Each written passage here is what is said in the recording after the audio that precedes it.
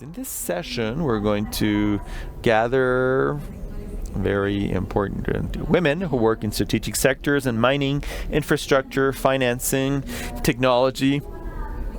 And they will reflect on the perspectives and challenges that our country is facing nowadays, but also the strategic position that we have. So this is going to be part of what we're going to listen to. After that, we're going to have a break, but during this morning, we're going to have very interesting panels regarding on how we can continue reflecting how our country can be one step ahead of the volatility that we see in this world, and we just heard about that in William's presentation. So I would like to share with you that geopolitical factors, as we were listening to recently, the agenda, infrastructure was a key element. We're talking about Mexico's example. We know that our country has a very advantageous position. We have to keep on obviously continue taking advantage, and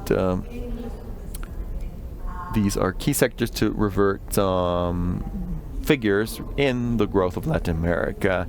And of course, there's this competition between Chile and the United States. The main focus here was on how that could be a great opportunity for our region. So that's also part of what I will let you know that we're going to listen in this upcoming panel. So we're going to start then with Sebastián Aguirre, economical news person. He is going to be the conductor of this panel, and it's special that it's going to be women from different areas that will lead us through a very interesting conversation. Sebastián, go ahead. Thank you, Vivi, for that presentation. How are you doing? Good morning. Thank you for joining us. So stimulating to look at this big hall full of people, everybody obviously interested in the subject that we're going to talk to this morning, and also looking at what's going to happen in this scenario and regarding how our country is going to be able to face this high uncertainty scenario. And the conversation today with this panel, we're going to have the perspective of women leaders and perspectives on key industries for global challenges, and we're going to have time. That's great. We're going to have a lot of time. Fortunately, today we're going to have the possibility of listening to our guests' perspectives in a scenario, in a ever-changing economical and geopolitical scenario, with the uncertainty levels. Well, we know uncertainty is part of the landscape, but uncertainty probably is higher than before. We're going to give particular emphasis, perhaps looking forward. And this puts investors on alert, which is obviously natural. We also believe that this uncertainty has a role in the creation of opportunity, and that's also the point we would like to talk today. Look at what are the opportunities for Chile and for the economies of the region, which we know obviously that has direct incidence on what happens in Chile. So we have a mixture of uncertainty and high potential opportunities. There are obviously gaps that have to continue being closed so we can accelerate the development of some sectors which are called to move and push forward economical growth. And as Carla was saying, this is an urgent conversation, especially in the context of what's happened this past week. This panel is going to be very interesting. It connects different experiences, different trajectories, different industries, and I believe this is going to enrich this conversation. So I'm going to introduce our panelists. Here we have Lía Rojas, Executive Director of the Chilean Renewable Energies Association. Welcome, Lía. We'll also have Amparo Cornejo, Director of the Mining Board, Chief Sustainability Officer. Amparo, good morning. We'll also have Gloria Hutt, President of COPSA. Thank you for joining us. Camila Gatica, Senior Manager of Amazon Web Services and Director of Chilean Association, ACTI. And with Pilar Concha, General Manager of the Chilean Manager of Investment Funds, ACAFI. Welcome, Pilar. So let's start with a broader vision of the scenario that we're facing in this context that we're talking about with a lot of changes and uncertainty. I would like to start from each one of yours experience. What are the main global factors that are influencing investment decisions and how those decisions impact in countries like Chile with the particularities that we have? Amparo, let's start with you. Well, good morning. Thank you very much for this invitation. I would like to start saying how proud I am to be in a women's panel when we've been talking about the feminization of society, and if women give rationality or emotionality to this. So I'm very proud to see all my colleagues here talking on such relevant matters. From the perspective of the mining industry, I see a lot of people from this industry in the room, but we never imagined that the prices of copper that we're looking at today. But beyond the conjunction, I believe that the demand for copper comes mainly, it's been growing based on very solid reasons that have to do with decarbonization, electromobility,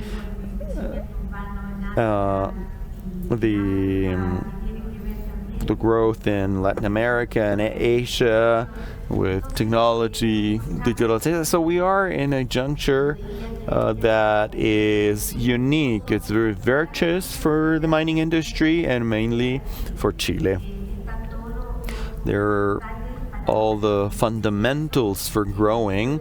I believe that in the past few years, how industry has continued betting on Chile.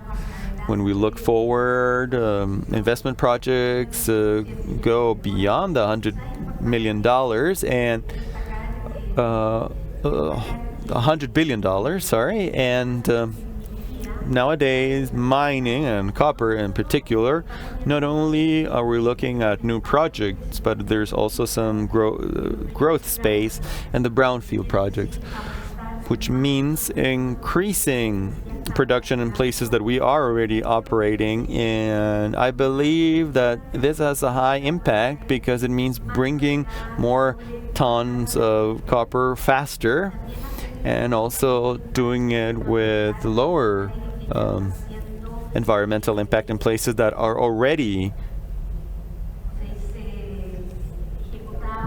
where the projects are already happening. So I believe that this rally of copper and what it means for Chile is a great opportunity. Obviously, it has to do with taxes and the impact it has on society.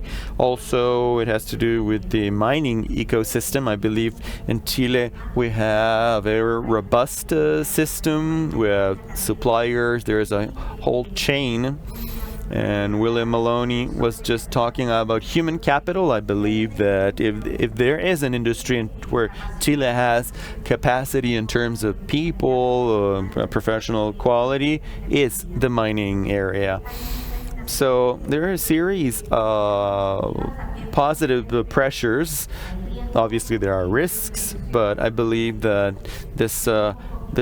we keep on competing with other countries in the region, like countries like Peru, for example. Peru is developing in a very intensive way. But I also believe that the potential growth that Argentina can have in mining could have an impact, especially in our resource and our talent. We have a risk of loss of these. Could those developments in region make a better investment scenario for Chile? Yeah, well, Chile has the main aspects which is having the resources, having the financial stability, clear rules of the game, professional capacity.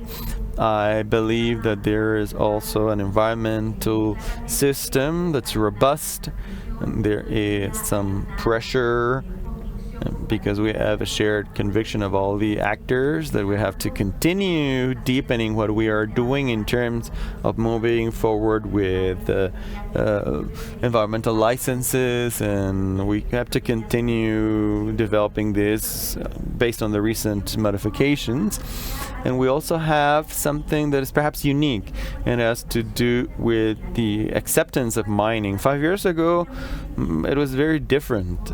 Today, I believe all the stakeholders have focused on relating with the communities where we operate, and I also believe that this use or focus on electromobility, the use of mining in day-to-day life makes it closer with different actors, stakeholders in society, and with young people. We see that young people want to study mining, technical careers related. And 5 years ago, this was not thought of. So, to close this first question, I believe that we are in an exceptional point, and mining can continue being a motor to move the country forward. And only what the factors that have an incidence in the decision of investment in energy.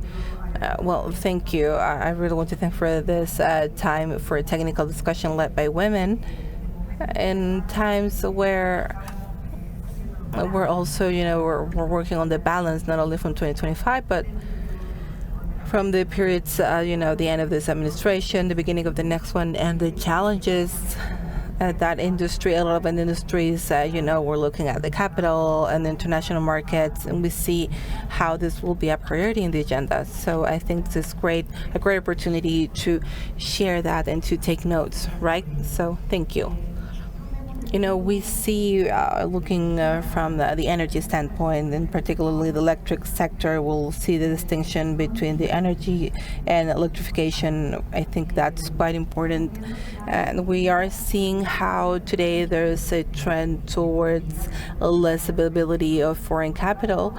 Therefore, there's more demands, or the capital is more selective in terms of projects that they decide to allocate their investments.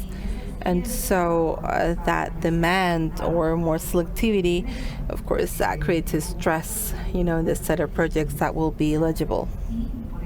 Therefore, it's not only in Chile, but in the world. Today, everything that has to do with the environment, which goes beyond,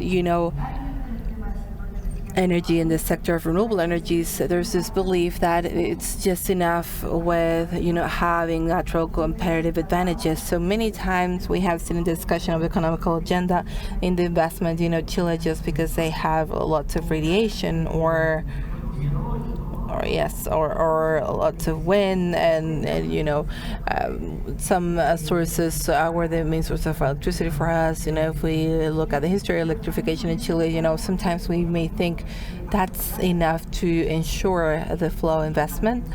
And what we have learned, I think, renewable investments, I think they have been happening for 10, 15 years, and that's not enough. And so that's where I would like to share with you how sophistication and the regulation of markets matter. The electric world and the energy sector is hugely regulated, and regulation is a positive factor because it allows you to organize a sector that, before we start with the forum, it's a complex area. It's an arid place. So that depth and that perfecting markets, that basically works so that we can provide what we have called in the agenda, the main principle, the jurisdictional certainty that is needed by any investor, but particularly in a regulated market, and how things will evolve and what are the reforms that are needed.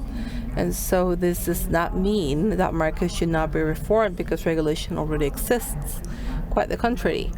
Today, in the opportunity of energy transition, which only represent the opportunity for investment and for more infrastructure and rechange and the relocation of investment. Like William said, this is what's happening in this investment sector. We're relocating and we're transforming in a sector that traditionally worked based on hydrothermal energy to a sector that is highly based on renewable energies and storage, and that changes things. Now, regulations, of course, if they can be modified, or if we need to modify them, we need jurisdictional certainty in the sense that what are the changes and in which direction they will happen. So I think that is the set, that is the state of the art. We have a market that is hugely attractive for that effect of substitution that economists call, changing a way of operating a market for another way of operating. That's what's happening today from conventional to renewable, but we need to have jurisdictional certainty. Therefore, reforms not only need to be chosen and prioritized, but also discussed, and we need to consider the technical dialogue in depth. We need to consider the entire sector, the entire ecosystem that is around the construction of this regulation. This is extremely relevant in this new administration, and the jurisdictional certainty today has a different factor, in the international context. So with the clarity of the rules, yes, we are competing actually. Right, Gloria, let's look at your view from infrastructure. Thank you for having me. I'm very proud of being here in the panel, and this has been quite a discussion when it comes to rationality, and I'm going to do my own intervention here. I would also like to thank the presentation of William, which was very clear and illustrative. Now, when we talk about infrastructure, public infrastructure, we're talking about private investment in association with the government, but also an investment that causes a social impact. That's quite important. And while we're living in such a volatile world, and we had measured the index of volatility, we need to look in the long term. These are all investments of 30 years or more. And when we look at the world in 2050, for example, we see that there will be a big concentration of areas in this urban space will be a scarce resource, and we will see this tripling, 3 times almost 70 trillion of passengers in the kilometers. So that means infrastructure, for example, for mobility, is going to be an urgent resource. We'll need so that we can have a satisfactory level of life. But there are other areas of public infrastructure, such as hospitals, airports. We have been diversifying, and also prison systems, and different areas. Now, what we see is that there is a complex scenario because there's such volatility. And because Chile is a small country, so it competes in the region with Brazil. In Brazil, one bidding process includes 5 highways or 3 airports. Here, it's just minor scale. So it's even more difficult to be able to compete, and you need to work with more resources. So that is the jurisdictional certainty, as previously mentioned. So the fact that you have a solid framework makes investment less risky, or at least there's less of a probability for things not to continue happening. So I think Chile has to be very careful with what they have accomplished. In September this year, we'll commemorate 30 years since the first car that went through a concession process, the tunnel in Melon, and that was awarded in 1993, and the first car went through that in 1995, 2 years later. Now, currently, since the granting of the projects until we move the first machines, we have about 5 years. So So that's a concerning symptom, a symptom of risk, for example, in matters of ensuring recollection in the long term with regulation or with mechanisms that make it really hard to keep things, for example, the free flow toll. If we incorporate recollection risk, some suggestions. And on the other hand, Chile needs to be very competitive. And sadly, when we look at the World Index of Competitiveness in regions, Latin America is still at the end in every level, and there's 4 areas that determine competitiveness. There's the competitiveness of the government, of businesses, of infrastructure, and public systems. And in competitiveness and infrastructure, this is quite low. And so there's a challenge and there's gaps, and we think that uncertainties are being more noticeable. The last processes and competences, there's been 1 or 2 people bidding for the process, and it's usually 1. It's not because the price is a competition, because there's a regulated price, but there's an increase in the risks are associated to ensure, you can never ensure, but at least making sure the project is feasible in the long term. And that also has to do with the investment, decision. And I really, but there's another impact, because what William said, having more companies provides more innovation, more diversity, different methods, different specialists. So the deterioration, is in the entire system. So we are very proud of what's been happening in Chile in the last 30 years. Over 100 projects, over $25,000 million of investment, association, partnerships, public-private partnerships. So I think, it's a great society. There is a contract, and partners need to have a reasonable balance between parts. So we see how that balance is, it's how we're incorporating some risks, and it's important to unlock some projects. Just to keep in mind, from 2020 to 2025, there are 500 projects that are granted with different natures, with structured financing. So out of those, not more than 3 have actually moved along. So it's over $10 million. So that would be very good for economies. So unlocking all of that is urgent. And I think it's the first measure, the first thing I would ask for the next president. Yes, and we have asked them that. Yes, Camila.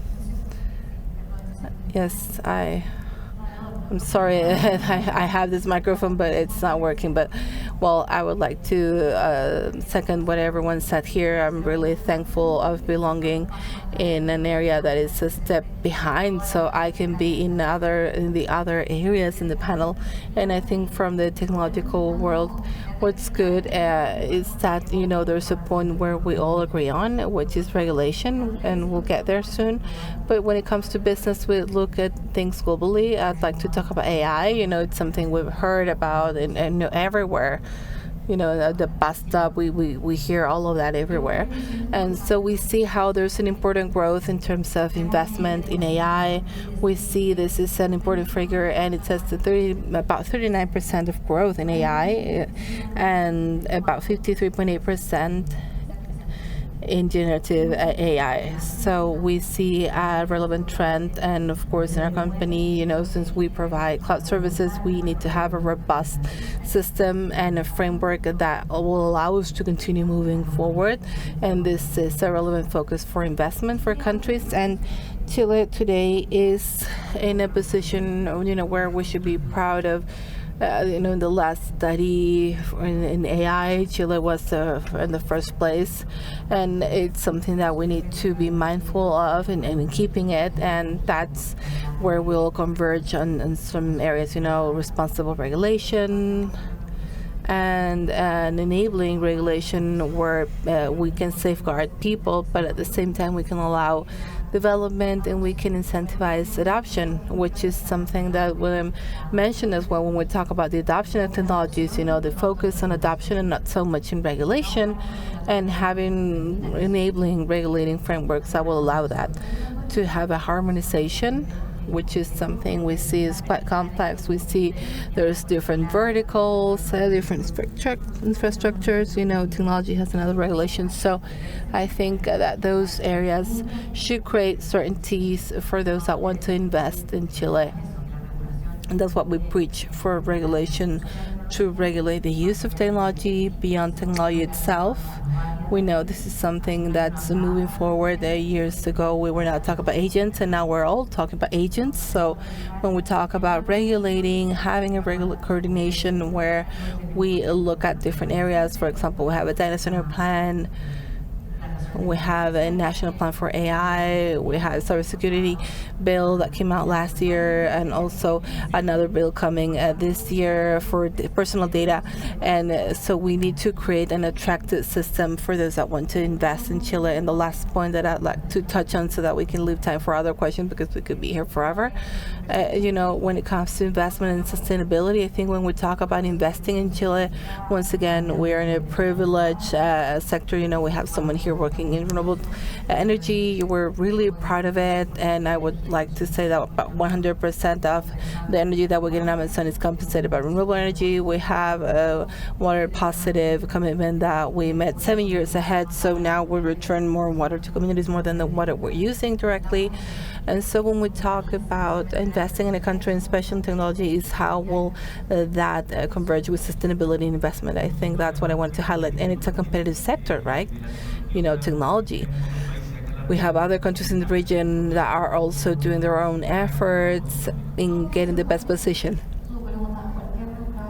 You ask any regulator, any authority in Latin America, they all want to be a regional hub. We're a regional hub, invest here. So there's no silver bullet, so that we can look at that from the AWS. We have different areas. We need to look at adoption. We need to have a focus on sustainability, something that is quite relevant. And when we talk about data center, it's not this idea of, living in an area that is completely empty. So it's not only about the demand and what William said, how different verticals are adopting technology. How are we really internalizing them in local companies? And how do we see that these are being used so that we can be more efficient in different areas? Yes, and there's a huge opportunity, right? Pilar, let's look at McAfee's view. Thank you, Kalenis, for the invitation. It's an honor having this wonderful group of women sharing. It's not easy being the last one. You have mentioned everything that I wanted to mention, but all panelists here are wonderful. They have mentioned many things that I had considered. And on one hand, I'm really happy to see that there is quite a consensus in how regulation and jurisdictional certainty are key. So today, regardless of the political sector where you come from, we are quite aware of the need of providing investment and making sure that foreign investment is important. Carla also mentioned that in her presentation.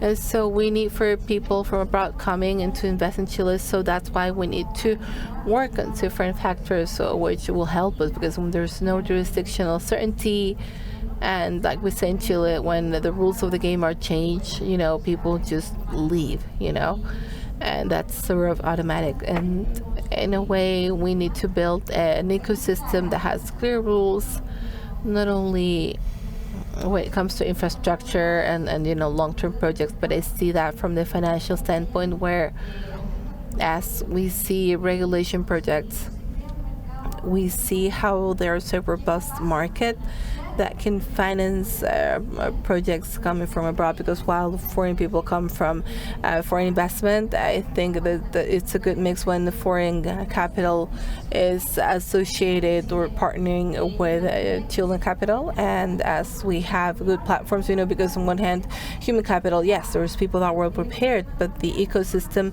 is not created by people only. There's institutions, there's platforms, and when you have the right regulation, and when this is all well considered and it's all structured in technical matters and goes beyond political colors or personal opinions, in a way that can strengthen and make financing more robust. And it's not only about foreigners coming to invest in Chile, but also Chileans through their own savings. They can have attractive profitability for the retirement, for infrastructure projects, or if there's a mid-term investments that could be beneficial for everyone. So I firmly believe in how robust the market should be, so that it can all be financed. And just to wrap up and to complement, because I wanted to mention what Camilo mentioned, the ESG matter, for us as an association, that's really important. I think that foreigners are looking at this more and more often, and while there's greenwashing questioning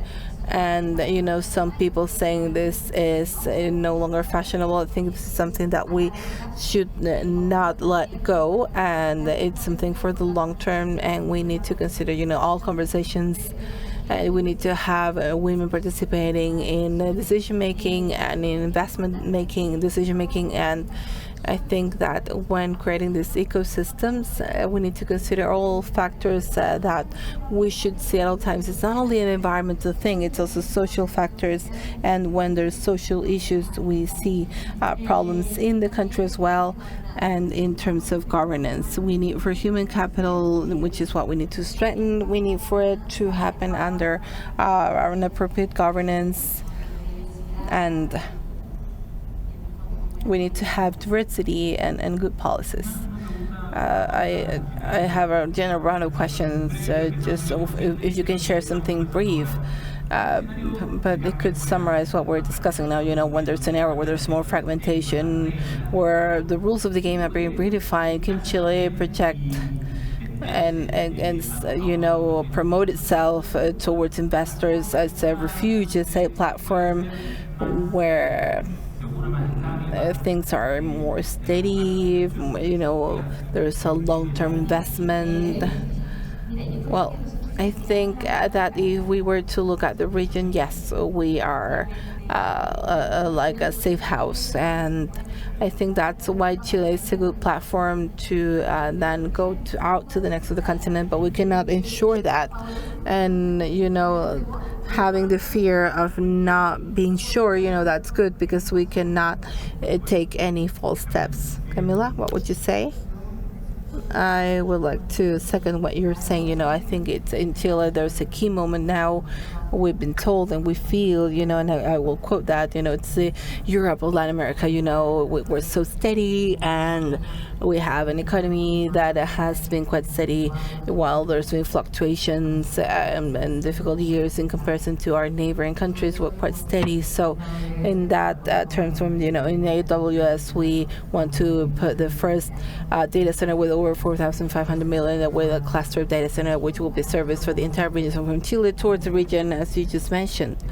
But I think that we should not panic. And, not long ago, there was a Strand Partners study for AWS saying that costs, for example, for compliance, going back to regulations, today with the regulations that we have, out of $100 companies investing for regulations, 19 will go to regulation compliance. So what's happening now with this intention of regulating and moving forward and upping the standard, and how we continue with this position, there's a fear in 73% of companies, many of them small and medium companies, startups like Willie mentioned. There's a fear of, those $19 being so much more, even twice or three times more, if we continue having this regulation burden on companies. So it's something to consider. Yes, thank you. Gloria, Amparo, and Lía, any comments? Yes, if we want to be a refuge, which is a tremendous advantage to compensate on size, if we want to be the super refuge, we have the size that we have, so that's disadvantage in itself. But we have to reinforce this. It's not spontaneous. It's not because we've met more than 100 projects. We can lose those very fast. I believe that I read some opinions sometimes that are very irresponsible, where the fact that a concession has a profit is demonized. If we look at this image of this fat person counting bills, if we look at it, then a great part, many of these international pension funds are the financiers of these projects. So those funds cannot go anywhere. They've come here. For example, the new industrial bridge over the Biobío River. It's the first urban concession outside the metropolitan region. And the investor is a pension fund investor. So we have to really treat that with extreme care, because we cannot risk the pension funds, for example, in this case from Australia, with some very irresponsible regulations. We've talked a lot about permits, and permits are necessary, but there are some regulatory proposals that just break this. We have to take care of that. I believe that in mining, in a way, Chile is a refuge, and investments are long-term and resources are here. But I think that the discussion here is how urgent is it to us to develop more mining and not distract ourselves in terms of competences and what kind of percentage of this investment goes to other countries. We cannot miss the opportunity of developing minerals with a sense of urgency. And in agreement with Gloria, I personally am bothered when we speak about permits, because I believe we reduce the level of this discussion, because all the stakeholders require for a robust, clear, predictable systems for permits gives us certainty. Analia, the refuge today is an active sector. Chile has become the focus of Latin America for investments in renewable energy and storage. In 2025, we had 4.5 billion in investments, and 3.5 of those were for renewable energies. But there are also $8,500 million are for renewable energies. The problem with records is when and how are we going to keep on breaking these records? Is this sustainable? It's not just reaching a record, but also being able to overcome it and sustain it over time. So therein comes my thoughts. In terms of refuge, we cannot put a limit to this refuge. It has to be expansible. And I would like to join this regarding the importance that electrification has for the purpose of the exchange of the enormous amount of money that we spend for fossil imports. They're not just for electricity, it's for in terms of transportation, industry, mining. Mining is pretty much electrified, but in Chile, the rate of electrification is low. The same with the rest of Latin American countries. It doesn't go beyond 23%. And nevertheless, 64% of our energy, global consumptions, are dependent on fossil fuels that are imported by 98%. How cannot we be worried about this? So the great opportunity of this refuge is to increase the size of the electrical market based on storage and renewable energies and any other sources that are able to generate energy that can actually lower that account of imports. It's $15 billion in imports. It's 4 points of the gross domestic product. So we spend all that money importing fossil fuels. So the vision is to become a refuge for investments, yes, in renewable energies and storage, but the limitation cannot be the size of the electrical market. We have to electrify.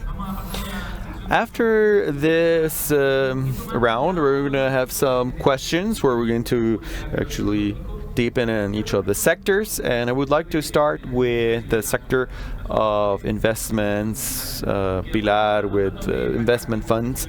According to the data of ACAFI, the participation of foreign investment in Chile is 6%. What do we need to move forward external investment in that sector? Okay, and the industry of funds is an industry that manages $40 billion. Only 6% comes from from foreigners that come to invest as such. It's very noticeable that this market we had foreigners coming in when we changed regulations in 2016. Before that, it was 0. And that's when we had certain limits that allowed foreign investors to come, and the market has grown and has made us more optimistic, because in the end, I believe we can keep on growing in those lines. But it's very recent from 2016. So I believe that first off, we have to show Chile, as Chile continues being an attractive destination for investment, they will come, whether it's through funds or directly. Doesn't really matter how. But we do have to ensure this, and I think we're all in agreement. We all agree with this. So the industry of funds, just like NSGC, this regulation allowed to create this way for foreigners to come to Chile. I believe that is also extremely important to review regulation issues. Just like Camila was saying, we've had tremendous regulatory load with the threats of investment rules that could actually end investments for funds. So the idea is that foreigners that come to invest in Chile, they are able to invest in very attractive and necessary for the country, which many times we as Chileans don't tend to invest. We have Canadian funds that invest in agro-resources in the south, and it's not this, old capitalist having lunch in New York. We're talking about this person who are a Canadian teacher who put his savings in a pension fund, and those resources are being used to invest in Chile. So I believe we're at a point where we have conversations and discussions of looking how to improve our ecosystem in general. So we need to generate the rules and incentives to bring foreign capital, which helps us in terms of work and growth. I have a comment. I think you both have mentioned the existence of what's behind investments, in pension funds, for example. I believe that we have an obligation as engines of the economy to share this better with society. I think there is a joint work. How do we share this outlook of business that, this contrast between a caricature, a business person versus to what's actually real. So yeah, we have to also influence the public opinion. Camila, in terms of digital infrastructure, this has been a very fast development. Chile's been pioneer in technology in the area, developing 5G, for example, underwater cable, the data centers. So what do we need to do to consolidate that position, in the position of Chile as a digital hub in the context that AI has a more and more relevant role? Well, thank you. There are many points here.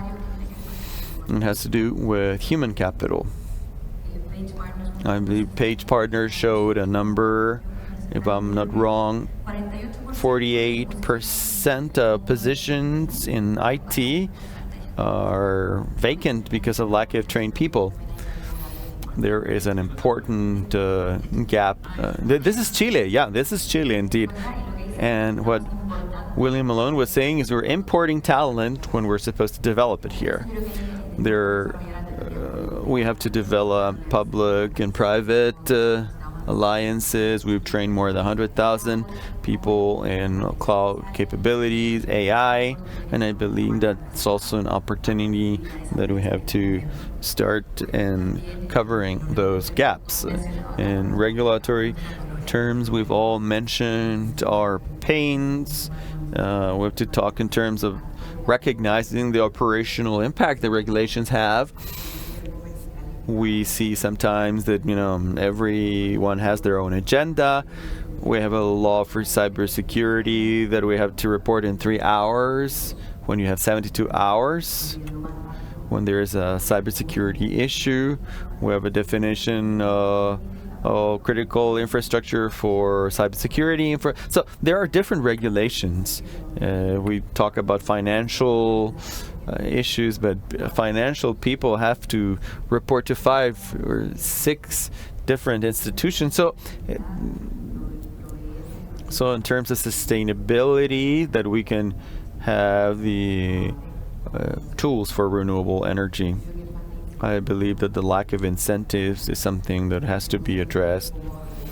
We're always looking into how to regulate it, how to control it, how we protect ourselves from these new technologies, but we don't talk about how are we adopt and promote them. And that's something that we have to take a look.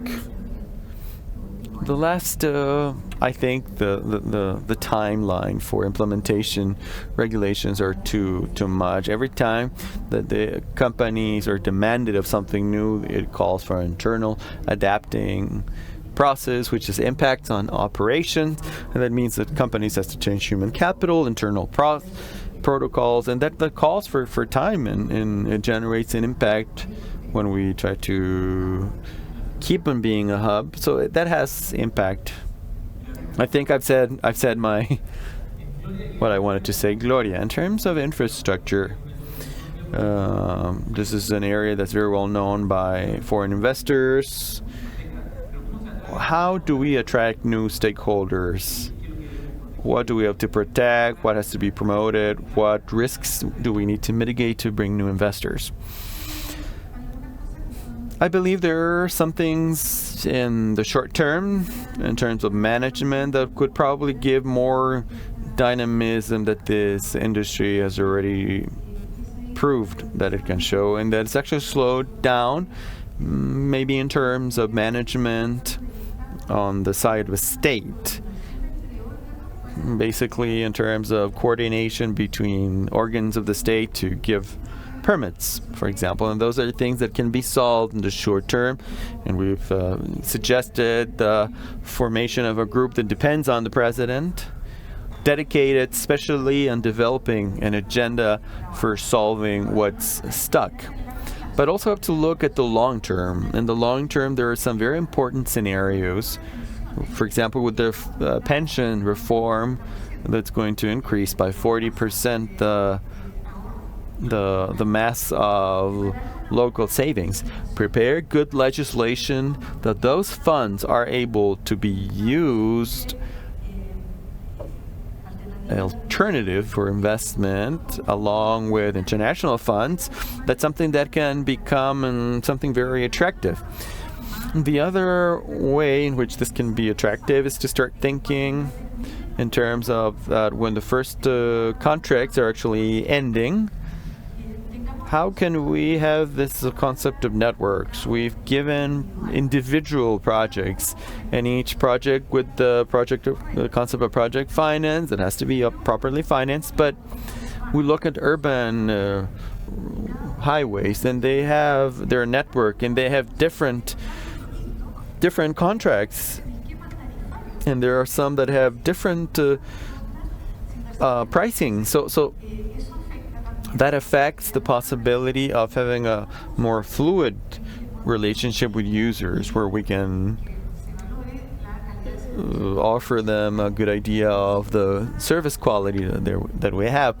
But we have to start looking in terms of larger projects, but making large-scale investments. For example, in hospitals, we adjudicate for hospitals, or the same with the airports. To me, that is the next element in the scale and diversification. There are sectors that we haven't addressed. For example, last year in São Paulo, in Brazil, they gave the concession for the building and maintenance of 29 high schools. If we used the same mechanism of concession for educational infrastructure, we could probably give a big jump. Let's not forget that in Atacama, there were 30,000 children without classes because there was infrastructure problem. That's an irretrievable damage. We have to look perhaps in the same way. We can invest the same way that are done with hospitals. But the Ministry of Health administers these hospitals. So in this case, the Educational Authority can keep them operating this, but in terms of infrastructure, can be offered or developed in a more homogeneous way. So the challenges are huge, but what moves me, as Amparo was saying, as IPSO was saying, and there's a recent survey in the levels of satisfaction in countries with the quality of infrastructure. Chile is around 74% in terms of airports and highways. So the recognition to the standard is there. But if we go to, for example, to people's opinion on companies or the service that they deliver, the perception falls, and there is a gap that needs to be met. And this gap is delivering the service in public infrastructure that belongs to all. People sometimes think that this infrastructure is property of people. So it belongs to all of us here sitting. Thank you, Gloria. Amparo, on the side of mining, we know how relevant this is to energy transition. How do you evaluate the positioning of Chile at a global level to attract investment in critical minerals? I believe Chile is synonymous of mining and synonymous of copper. I believe we have very consolidated industry that has a variety of having state actors like Codelco, foreign investors. I believe that the main question here is more than how the positioning is, how do we maintain our competitivity towards the future? Institutionality in terms of we had a discussion on royalties. We finished with a very good conversation, and we also have to look at what other countries are doing, like Argentina that has this RIGI. So these tax stability models that help the industry develop are very important. And so as an industry, I think we believe that any tax issue can generate noise and impact. So we're an industry that's very much committed to sustainability standards, not just producing more copper, but also how it is being produced is very relevant. Environmental regulation meeting, to me, is very important. The relationship with communities. I believe that if we don't have the social legitimacy, we cannot operate, and our capacity for continuing producing copper will be impacted. So we cannot forget that. I believe that it's also an industry that's operating with a lot of diversity, not just in gender. We've seen Chile is the country that has the largest participation of women in the mining industry, but also it's an industry that's bringing a diversity of formation and bringing different lines of thought and training and cultures as well. I believe that's very remarkable. I believe Chile is very well positioned.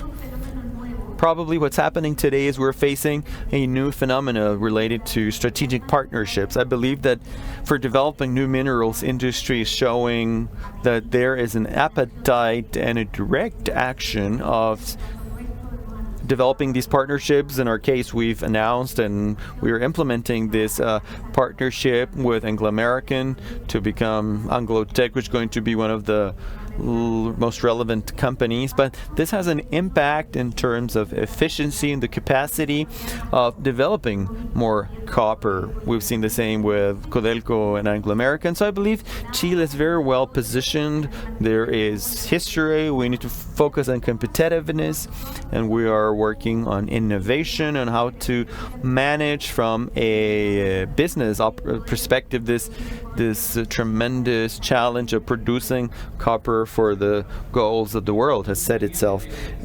Finally, Analia, on the energy sector, could we project the tendencies that we'll face this year? 2025 was a strong year in terms of green hydrogen. What's coming this year? Transmission, storage, where are more opportunities? Thank you for the question. I think that we need to separate narratives and how we communicate things. the driver of investment in 2025, it was not the green hydrogen projects. There's lots of ads here. We need to announce some projects, and some are materialized. In 2025, we materialized renewable energies, solar energies, storage, wind energy, and also green hydrogen. Those projects have contributed to the installation of, I call it, the economical diplomacy. So it's a powerful tool for strategic positioning in Chile in regards to, a factor that will be essential for decarbonization of other sectors that are not electrical. But, competitive green hydrogen needs competitive green energy, renewable energy. So that's why, we should not stay ahead of ourselves. So the trends for 2026, 2030, I wanted to wrap this forum, answering William Malloy's question. He's not here in the room now, but he mentioned something that, and I hope you can all answer the same question. I think we can all do that. He asked, who's going to be the Chilean Hitachi, right? What's going to be the industry that will mobilize and that will accomplish not only mobilization of capital and, the creation of an infrastructure service that is of quality, etc., but something that will get us to the next level? I think it's electrification. And the entire industry that is committed to electrification, and that's going to create savings in terms of fuel import and also benefits that will be focused on consumers. But there's a risk here. And the risk today is that the population is not perceiving the benefits of energy transition.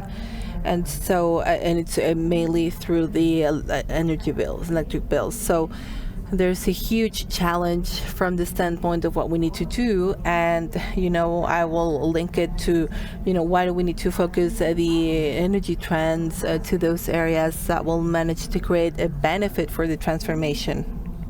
And for consumers, those are industries, us. That's why we manage to see why transformation is necessary, because if this is not necessary from the standpoint of a benefit, maybe this will not happen. So therefore, in the energy sector, and particularly in the electric market, to be able to reach that electrification, we need to reinforce storage systems, transmission, the flexibility of the system, so the system being able to respond and not happening at 25F, right? And so in the end, the prioritization of those trends will depend on the understanding of the next authorities and the public-private collaboration. We have the presidential area, we'll have 11 positions where the agenda of the next 5 or 4 years should be focused on, but we need to prioritize. And we need to have, the Hitachis of each sector. And one last tip, the export account of services in Chile, it's approximately $3,000 million a year, $3,000 million a year. So of course, that transformation we've had, when it comes to renewables storage, that is providing learning from the infrastructure standpoint and also for human capital. And so that is a huge opportunity to be able to have a new expansion of the services account, which in the end will help us export to the rest of the region, which is in the same path, the path of decarbonization, not only in the electrical sector, but in the energy that we consume. So how can we not be capable of agreeing on a national electrification plan and an expert plan for services that are related to decarbonization and energy transition? Those are my 2 bets for 2026, for 2030. Thank you. We have only a few minutes to close the conversation, and I'd like to take about, if you could take just 2-3 minutes in responding, but I'd like to know what are the main signals of trust or signs of trust that Chile should prioritize.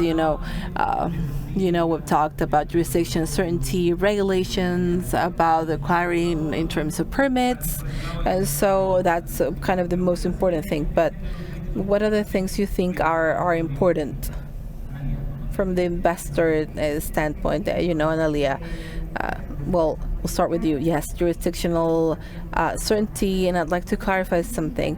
A jurisdictional certainty does not mean that we cannot propose reforms so that markets can be optimized, and that happens in every sector. So many times I hear that when there's an improvement that proposes to optimize the market, I see that there's some resistance based on the argument of jurisdictional certainty. So let's not mix those up. Now, second, I think that the capacity for communication of benefits, particularly in energy transition today, that's critical, and it's something that we need to learn how to narrate, and we need to be able to explain how can that be effective. We cannot do transformation if the benefits of transformation are not properly communicated. And just a message for my industry colleagues here, we need to learn how to communicate better.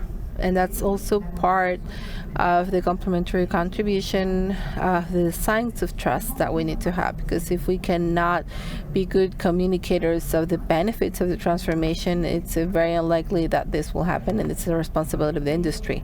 Thank you. Analia. Now Amparo. Apart from jurisdictional certainty, the tax administration, I think there's something quite relevant that has to do with the dialogue in the country. And I think it goes beyond the focus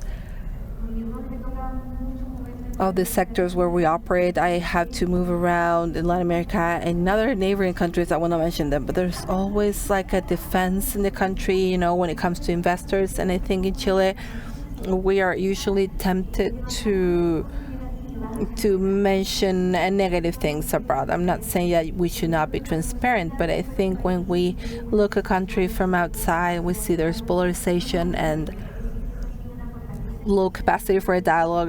That's a strength that Chile has had, and so I feel we need to go back to dialoguing and because investors, it's not like they are looking at things through a screen. No, they come here, they talk to you, they interact.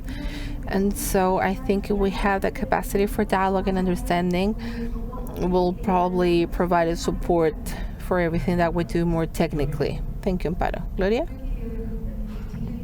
I think Chile has an opportunity here that is based on evidence, and Chile has managed to bring investment because they have honored their word, and I think there's an opportunity for the new government in doing the explicit declaration and inviting investors. If your words matter and your promises matter, when the president offers a certain backup and an investment of health investment in Chile, that is something that's quite credible, and there's an element there. And of course, we need to have we need to test that, and that is assessed with specialists, with measurements that aim in that direction. And we need to put together a backup for that promise. So I also agree with Amparo. I went over the politics. I was in politics just for a brief time. I wanted to put engineering in politics, but I didn't have time for that. But I realized that sadly there's some incentives that are set in a direction that is not very helpful. And deadlines are usually related to elections, and it could be more attractive for voters with a short-term look than a safeguard and something in the long term that benefits voters. So I think that there's something that has to do with the political world, because we need to push agreements that are valuable and that can help everyone and bring investment And lastly, Chile became attractive because it broke lots of schemes and investment came because in the first concessions we have the free flow tolls that nowhere else in the world they had it. There was only 2 areas in Israel and Canada, but there was a massive experience, and we dared to take that leap. And then we started with hospital concessions and airports, and I think that we're kind of stuck there. But innovation and everything that's provided by technology, it's very valuable. So being able to offer contracts that are more dynamic, technology allows to break schemes. And so at the moment we're in, it's not about continuity, it's about looking at where we need to be located on. Thank you. I would like to also second what Gloria said. It's about staying within our vision. We look at these plans, a national plan, a data center, a national strategy with AI, upping the technology, having a strategy for the government by 2030, 2035, and how we'll look at different benefits. And that should be regardless of the administration. And if things change, well, we should have the same goal. And for the country, having this as a goal in the country, not in the government. In the case of AWS, our region started, with the project of the government of President Piñera. Then we continue working with President Boric, and then we'll launch it with José Antonio Caz, the next president. So when a company wants to invest in Chile, they do it in the long term, and it's a long-term commitment. So that. And for that to happen, you need to show that you are clear on what you're doing. And you need to show how incentives will happen in real instances, and how all of these conversations now will reinforce the message and when it comes to authorities and when it comes to meeting your word, because you are committed to the country, not to government. Pilar, we'll close with you. Well, not to go over the importance of macroeconomic factors and political factors and leaving everything aside, looking in the long term. I think what's important from different industries, we should work in different matters that will enable the capital coming into Chile. Looking at platforms, systems, and we just launched our manual, and how investors should come to Chile, how this is something we did with banks, so that we could show how we have different platforms, and we hope for everything to be mentioned in international platforms. And it's important for us, for our industries, to understand and to adapt certain standards and international systems that will allow, as Gloria was saying, to go from one place to the other, from one highway to the other.